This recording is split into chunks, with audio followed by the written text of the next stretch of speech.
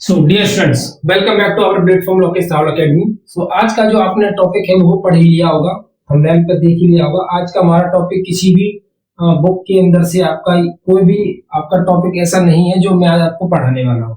आज आपको मैं बताने वाला हूँ कि आपको लास्ट का जो आपका 2 मंथ का शेड्यूल रह गया है, यानी 40-50 दिन जो आपके एग्जाम आने वाले हैं, वो जो टाइम रह गया है उसको आपको ठीक तरीके से कैसे यूटिलाइज करना है, कैसे अपने स्कोर को बूस्ट अप करना है।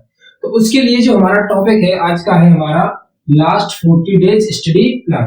सो गाइस, कोई भी कहीं भी किधर नहीं जाएगा। 20 मिनट 10 या 20 मिनट का टाइम मैं आपसे लूंगा और आपको इस जो 10 और 20 मिनट है वो आपके बहुत ही ज्यादा इंपॉर्टेंट हो सकते हैं। अगर आप इनको देख लो तो आपके आगे का जो टाइमिंग है, जो आप आगे पढ़ने वाले हो, आप अपने टाइम को वेस्ट करने वाले हो, वो आपके बच सकता है और आप अच्छी तरीके से उसको यूटिलाइज करके अपने जो मैथ्स के अंदर का जो स्कोर है, मैथ्स के अंदर का स्कोर है, उसको आप बूस्ट अप कर सकते हो। सो गाइस, कोई भी वीडियो को स्किप नहीं करेगा। थोड़ी देर के लिए आप ये भूल जाइए कि सब कुछ भूल जाइए और आपको बस इतना याद रखना है कि ये वीडियो मुझको पूरा देखना है, जिससे कि मुझे समझ में आए कि मुझे क्या करना है। ठीक है, देखिए आपका जो है लास्ट 40 डेज का स्टडी प्लान क्या होना चाहिए, आपको किस तरीके से पढ़ना चाहिए जिससे कि आप अच्छा स्कोर कर पाओ अपने बोर्ड एग्जाम के अंदर। क्योंकि बोर्ड का एग्जाम आपका लास्ट 50 दिन का टाइम, 40 दिन का टाइम आपका बचा हुआ है, जिसमें आपको अच्छा स्कोर करना है मैथ्स के अंदर। सो गाइस, पहले मैं आपको एक बात बता दूं कि जो स्टूडेंट्स हमसे पहले से ही जुड़े हुए हैं तो उनको तो कोई भी प्रॉब्लम लेने की जरूरत नहीं है। उनको कोई भी प्रॉब्लम क्यों लेने की जरूरत नहीं है, क्योंकि मैंने चैनल के ऊपर आपका पूरा कंप्लीट कोर्स भी कंप्लीट करा दिया है और साथ के साथ आपकी दो या तीन क्लासेस ऐसी रह गई हैं जो मैराथन क्लास, जो वन शॉट क्लास है, जो रिवीजन पे से रह गई हैं। ऑलमोस्ट आपका रिवीजन भी मैंने पूरा कंप्लीट करा दिया है, तो उनको दिक्कत लेने की जरूरत नहीं है। उनका एकदम सही वे में आपका प्रॉपर प्रिपरेशन चल रही है। लेकिन जो आप हमारे जो न्यू स्टूडेंट हैं, जो वीडियो देख रहे हैं, जो न्यू स्टूडेंट हैं, तो गाइस देखिए, अब आपको क्या करना है, कोई भी दिक्कत लेने की जरूरत नहीं है। कोई भी स्टूडेंट्स अगर जिसने अभी तक कुछ भी नहीं पढ़ा है तो उसको भी कोई भी दिक्कत लेने की जरूरत नहीं है, क्योंकि वो भी अच्छा स्कोर कर सकता है अगर वो ठीक तरीके से, प्रॉपर तरीके से कॉन्सेप्ट का रिवीजन करे और प्रॉपर वे में पढ़ाई करे, तो वो भी अच्छा स्कोर कर सकता है। देखिए लास्ट के 40 डेज में हमको करना क्या है, क्योंकि सबसे ज्यादा जरूरी होता है हमारे लिए कि हमने पूरी साल के अंदर पढ़ाई की या नहीं की, ये हमारा मायने नहीं रखता है, और रखता भी है तो थोड़ा बहुत रखता है। लेकिन सबसे ज्यादा जो इम्पोर्टेंट रोल प्ले करता है हमारे एग्जाम पर, सबसे ज्यादा जो इफेक्ट डालने वाली चीज है, जो हमारे एग्जाम के रिजल्ट पर सबसे ज्यादा इफेक्ट डालती है, वो कौन सी चीज हो सकती है? वो है आपके लास्ट का टाइम। यानी कि लास्ट के टाइम में जो आपका लास्ट का टाइम बचा हुआ है 40-50 दिन का, या आपके 2 महीने बचे हुए हैं, उन 2 महीनों के अंदर आपने किस तरीके से, कौन सा तरीका या कुछ तरीके से स्मार्ट वे में पढ़ाई की, जिससे कि आप अपना अच्छे से रिवीजन भी कर पाओ। देखिए बहुत सारे बच्चे ऐसे होते हैं, पढ़ते तो खूब हैं पर उनके रिजल्ट्स अच्छे नहीं आते। देखिए पढ़ते तो वो बहुत है, यानी रिवीजन कर रहे हैं और ये भी कर रहे हैं, वो भी कर रहे हैं, इधर की किताब लगा ली, इधर से किताब लगा ली उसने, इधर का मॉक टेस्ट लगा लिया, लेकिन उनका रिजल्ट तब भी वैसा ही था और अब भी वैसा ही है, ऑन एन एवरेज। तो ऐसा क्या गलती करते हैं वो? कुछ तो चीजें है ना, यानी कि कहते तो है ना कि मेहनत तो मैं खूब कर रहा हूँ लेकिन पता नहीं क्यों मैं स्कोर तक नहीं कर पा रहा, तो शायद तेरा तरीका गलत है, तरीका बदलने की जरूरत है। तो उसी तरीके को बताने के लिए मैं हूँ। मैं आपको उस तरीके को इस तरीके से बताऊंगा जिससे कि आपको समझ में आए कि मुझे आखिरकार पढ़ना किस तरीके से है।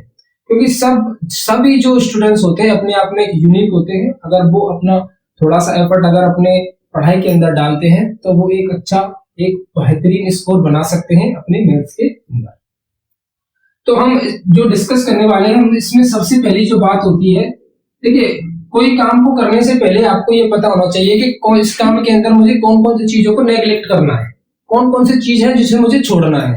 तो सबसे पहली बात मैं अगर आपको बताऊं, आपको ओवर थिंकिंग छोड़नी है। ओवर थिंकिंग मीन्स कि आपको ज्यादा नहीं सोचना है यार कि ये क्वेश्चन आ गया तो बोर्ड में क्या होगा, ये क्वेश्चन आ गया तो बोर्ड में क्या होगा। जैसे कि मान के चलिए कि आप अगर अपने बुक के अंदर कोई क्वेश्चन पेपर, कोई प्रैक्टिस सेट है जिसको आप लगा रहे हो, और मान के चलिए कि आपको वो प्रैक्टिस सेट्स में से कोई एक क्वेश्चन, दो चार क्वेश्चन या फिर अच्छा नहीं कर पाए, 70 नंबर का पेपर, 80 नंबर का पेपर था और उसमें से आप 20-22 नंबर का स्कोर या 30 नंबर का स्कोर कर पाए, तो आपको डिप्रेस नहीं होना है। सबसे पहले तो आपको ये चीज बिल्कुल छोड़ देनी है कि आपको इस तरीके से डिप्रेस नहीं होना है कि यार मैं तो अभी भी मतलब 2 महीने एग्जाम के रह गए और मैं अभी भी 20-22 नंबर पे ही मेरी गाड़ी भटक चुकी है, यानी कि रुक चुकी है, मैं अभी आगे बढ़ ही नहीं पा रहा हूँ। तो ये सब चीजें तो आपको छोड़नी है, ठीक है। और दूसरी क्या चीज छोड़नी है आपको, दूसरी चीज छोड़नी है आपको कि इम्पोर्टेंट क्वेश्चन। आप कहोगे यार सर ये कैसा गलत गलत बता रहे हो इम्पोर्टेंट क्वेश्चन। इम्पोर्टेंट क्वेश्चन तो दुनिया करने के लिए कहती है और आप कह रहे हो छोड़ दीजिए। मैं बताऊं मैं क्या कहना चाहता हूँ। जैसे कि आप क्या करते हो, कुछ बच्चे कैसे हैं कि पूरी साल भर पढ़ाई करनी नहीं है और जो लास्ट के 2 महीने बचे उसमें भी पढ़ाई नहीं करनी है, पर जब लास्ट का 7 दिन 8 दिन रह जाते हैं तो पूरे यूट्यूब को खोद देते हैं, पूरे यूट्यूब को चारों बगल से घेर लेते हैं और सर्च करते हैं कि कौन सा ऐसा बंदा है, कौन सा ऐसा टीचर है जो इम्पोर्टेंट क्वेश्चन बताए, यानी ऐसे क्वेश्चन बताए कि हम पेपर में जाएं, उसने बताया हमने करके और छाप के और आ गए। तो सर मेरे भाई आपको ऐसा नहीं करना है।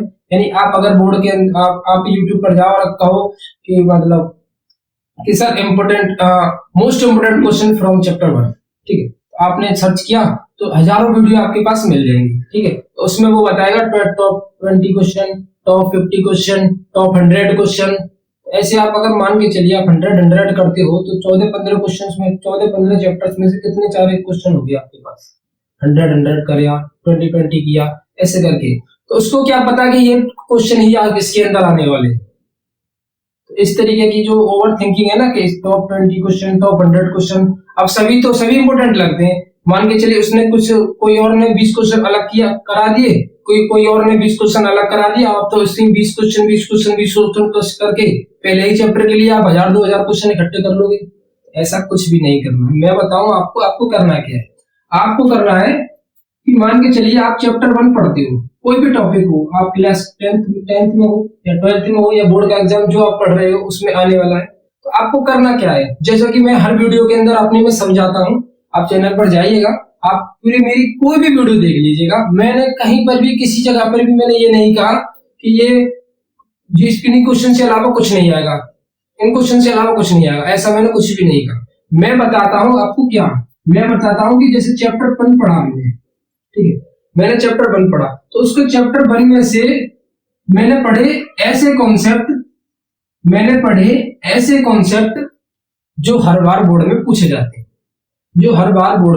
जाते हैं, जो रिवाइज होकर बार बार आ जाते हैं। जैसे 2 साल बाद आ जाए क्वेश्चन, 3 साल बाद आ जाए क्वेश्चन। तो मैं ये नहीं कहूंगा कि ये क्वेश्चन इंपोर्टेंट है जो 3 साल बाद आया है, मैं ये कहूंगा कि ये कॉन्सेप्ट इंपोर्टेंट है जो 3 साल बाद रिवाइज हो रहा है या 2 साल बाद रिवाइज हो रहा है, क्योंकि मैं उस कॉन्सेप्ट पर क्वेश्चन लगाने की प्रैक्टिस करूंगा, ठीक है। जैसे कि अब कोई भी चैप्टर हो, वैसे रियल नंबर है क्लास 10th का, ठीक, तो उसमें से कुछ क्वेश्चन ऐसे हैं जो कि बार बार पूछे जाते हैं, तो क्वेश्चन नहीं पूछे जाते, कुछ कॉन्सेप्ट ऐसे हैं जो बार बार पूछे जाते हैं, ठीक है। जैसे चैप्टर 3 है आपका, चैप्टर 2 है, तो उनके कुछ कॉन्सेप्ट ऐसे हैं जो बार बार पूछे जाते हैं। तो मैं किस चीज पर काम करूंगा, मैं काम करूंगा अपने कॉन्सेप्ट बिल्डिंग पर।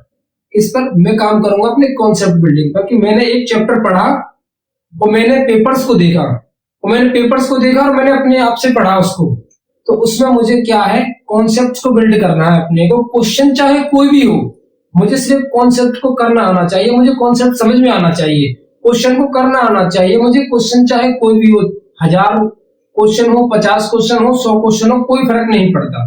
फर्क पड़ता है कि आपको उसको करना आना चाहिए कि नहीं। अब मान के चलिए आपने 20 क्वेश्चन, टॉप 20 क्वेश्चन देख लिए और आपने उनको रट लिया, सर ऐसे क्वेश्चन आ गए कैसे करेंगे, उनमें से एक भी क्वेश्चन ये नहीं आया और कोई 21वां कोई और अदर क्वेश्चन आ जाता है। अब आप पे कॉन्सेप्ट तो पता नहीं आपको करना क्या है, आपको तो 20 ही क्वेश्चन रटे हुए हैं, उन्हीं क्वेश्चन को करके और आना है। आपको सबसे ज्यादा इंपॉर्टेंट काम क्या करना है, अपने कॉन्सेप्ट को बिल्ड करना है। जो चीज नहीं आती है उसको सीखना है कि ये होती कैसे, इसको करना कैसे। आई होप आप मेरी बात को समझने की कोशिश कर रहे होंगे। तो पहला काम है आपको कॉन्सेप्ट को बिल्ड करना। अब आप कॉन्सेप्ट बिल्ड कहां पर करोगे, सर कौन पढ़ाएगा हमको कॉन्सेप्चुअली तरीके से, कौन समझाएगा, तो आप चैनल पर जाइए। आपको प्रत्येक चैप्टर की आपको कॉन्सेप्चुअली क्वेश्चन के सॉल्यूशन के साथ, आपको कॉन्सेप्चुअली एक एक टिप के साथ आपको वहां पर मैंने सभी चैप्टर्स को क्लियर किया हुआ है। आप वहां पर जाइए, चैनल पर अच्छे से पढ़ लीजिए। आपके 40-50 दिन तक आप अगर यही काम करते हो ना, तब भी आप बहुत अच्छा स्कोर कर सकते हो, क्योंकि हमको काम करना आना चाहिए। काम चाहे कैसा भी हो, ये फर्क नहीं पड़ता, पर हमको करने आने की स्किल होनी चाहिए, ठीक है। सबसे पहला काम तो आपको ये करना है। अगर कॉन्सेप्ट सभी बिल्ड हो जाते हैं। मान के चलिए आपको क्या करना है, जैसे मान लेते हैं कि हमने सर 3 चैप्टर पढ़ लिए, ठीक है। आप मान लीजिए मैंने पहला पढ़ लिया, दूसरा पढ़ लिया, तीसरा पढ़ लिया, 3 चैप्टर मैंने पढ़ लिए, ठीक है। अब मैंने 3 चैप्टर पढ़ लिए, आपको क्या करना, आपको एक छोटी सी मिनी बुक या फिर आप ऐसे कैसे कह सकते हो कि एक प्रैक्टिस सेट खरीदना है। आपने प्रैक्टिस सेट खरीद लिया, 3 चैप्टर्स आपने खूब अच्छे से क्वेश्चन कर लिए, खूब अच्छे से उनको चाट चुके हो, आप अच्छी तरीके से घोट कर पी गए हो, उसको कॉन्सेप्ट को अच्छे से समझ लिया है। अब 3 चैप्टर से रिलेटेड आपके मॉक टेस्ट में जितने भी क्वेश्चन हैं वो सब आपसे बनने चाहिए, आप उनको सॉल्व करोगे। बिलीव मी, अगर आप अच्छी तरीके से कॉन्सेप्ट्स को पढ़ते हो तो 3 चैप्टर से रिलेटेड जितने भी कॉन्सेप्ट्स हैं ना अपने सबसे अच्छे से पढ़ लिए तो आपसे कोई भी क्वेश्चन नहीं छूटेगा। और जब इस तरीके का बिल्डअप आपके अंदर आएगा ना तो यू गॉट गुड स्कोर, आप बहुत अच्छा स्कोर कर पाओगे अगर इस तरीके से आप पढ़ना स्टार्ट करते हो। तो इस तरीके की थिंक नहीं रखनी है कि टॉप 20 क्वेश्चन है, ये 1000 क्वेश्चन की सीट पकड़ा दी एक सर ने, इसको चाट लो। भाई ये नहीं पता बोर्ड के अंदर कैसा क्वेश्चन नहीं आने वाला है, कैसा क्वेश्चन नहीं आने वाला है, इसके बारे में कोई चर्चा नहीं करने वाले हैं कि ये 50 क्वेश्चन मैं आपको बता दूं, इनको याद ले जाओ भाई करके बोर्ड में डंका बजा देना, फोड़ देना पेपर को, तो ऐसा कुछ भी नहीं है। पेपर को वही अच्छे से कर पाता है जिसके कॉन्सेप्ट फील्ड होते हैं, जो अच्छे से पढ़ के जाता है, जिसको कॉन्सेप्ट्स की समझ होती है। क्वालिटी कंटेंट मिलना चाहिए हमको, और क्वालिटी कंटेंट आपको इस चैनल पर अच्छी तरीके से प्रोवाइड किया जा रहा है। आप चैनल पर जाइए, पढ़िए वहां से। बिलीव मी, आप अगर पढ़ते भी हो तो आपको बहुत अच्छा समझ में आएगा, क्योंकि आपको सभी चीजें जो आपको फी पेमेंट करके देनी पड़ती हैं वो आपको क्वालिटी कंटेंट के साथ सभी चीजें फ्री में मिल रही हैं आपको। देखिए, कोई भी क्लास के अंदर आपको कोई भी पेमेंट नहीं करने की जरूरत है, कोई भी फी नहीं देने की जरूरत है, आपको फ्री ऑफ कॉस्ट सब चीजें प्रोवाइड की जा रही है, आपको कहीं पे भी पैसा खर्च करने की जरूरत नहीं है। एक क्वालिटी जेन्युइन कंटेंट जिसे कहते हैं आपको हमारे चैनल पर मिल जाएगा, वहां पर जाकर आसानी से पढ़ सकते हो। तो आपको सिर्फ कॉन्सेप्चुअली इसका रिवीजन करके फिर आपको क्या करना है, आपको प्रैक्टिस सेट 1 महीने के अंदर इसको सबको निपटा देना है। फिर आपको क्या करना है, प्रैक्टिस सेट्स का काम करना है। प्रैक्टिस सेट से आपको लगातार एक हफ्ते में, जैसे एक संडे को मैंने सेट किया कि मुझे संडे में एक प्रैक्टिस सेट लगाना है, मैंने प्रैक्टिस सेट लगाया तो मेरे 70 में से स्कोर आया सब 40 नंबर का। अब 30 नंबर मुझ पर नहीं हुए तो आपको क्या करना है, चेक करना है 30 नंबर कौन कौन से पेपर, कौन कौन से सब्जेक्ट से आए थे, यानी कौन कौन से टॉपिक से आए थे, कौन कौन से चैप्टर से आए थे। मैंने क्लिक कर लिए उन चैप्टर्स को जिनसे 30 नंबर मुझ पर छूट गए थे, मैंने उन चैप्टर्स को क्लिक कर लिया। मान के चलिए आपके ऐसे 5 चैप्टर थे जिनमें से आपको क्वेश्चन नहीं हुआ, यानी बड़ा क्वेश्चन था जो आपके नहीं हुआ, वो बना नहीं आपसे, तो आपको क्या करना है, अगला जब आपको अगला जब आपका संडे आए, जब उसमें आप एग्जाम अपना प्रैक्टिस सेट करने बैठो, तब तक आपको 5 चैप्टर जो आपसे रह गए थे उनकी प्रिपरेशन करनी है। जो क्वेश्चन आपसे छूट गए थे, वो कॉन्सेप्ट आपको समझ नहीं आए थे, उनके ऊपर काम करना है अगले 7 दिन तक। काम करने के बाद फिर प्रैक्टिस सेट लगाना है। डेफिनेटली आप 40 से 50 नंबर का स्कोर आसानी से कर दोगे। 40 से नहीं 10 नंबर आपके ऑटोमेटिक बढ़ जाएंगे अगर आप इस तरीके से काम करते हो। धीरे धीरे आप आउट ऑफ 70 तक भी स्कोर आसानी से कर सकते हो। बस ये छोटा सा कंसेप्ट है, पहले तो आपको रिवीजन करना है कॉन्सेप्चुअली, फिर उसके बाद daily to daily practice sets का रिवीजन करना है, कहाँ गलती की उस पर काम करना है, फिर दोबारा प्रैक्टिस करना है, अपने आप वो गलती खत्म होती हुई चली जाएगी और आप अच्छे से स्कोर बढ़ाते हुए चले जाओगे। सो गाइस, इतना ही काम करना और इधर उधर की बातों पर बिल्कुल भी ध्यान नहीं देना है, ठीक है। आई होप आपको समझ में आया कि काम कैसे करना है। देखिए, मंजिल उनके लिए दूर होती है जो रास्ते पे भी चले ही नहीं, ठीक है। जिन्हें चलना शुरू ही नहीं किया उनके लिए मंजिल दूर होती है, जो चलना स्टार्ट कर देते हैं उनके लिए मंजिल धीरे धीरे नजदीक आती हुई चली जाती है। तो आपको क्या करना है, अपने आप पर काम करना है, कॉन्सेप्ट्स को बिल्ड करना है। सो गाइस, मिलते हैं अगली वीडियो के अंदर। आई होप आप मेरी बात अच्छे से समझ चुके हैं और आपको आपके 50 दिन का जो टाइमिंग है वो आपको सेट करनी है और देखना है कि हमको क्या क्या मेरे अंदर इंप्रूवमेंट मिली। तो मिलते हैं अगली वीडियो के अंदर, तब तक के लिए धन्यवाद। आई होप आप इस स्ट्रेटेजी पर काम जरूर करेंगे।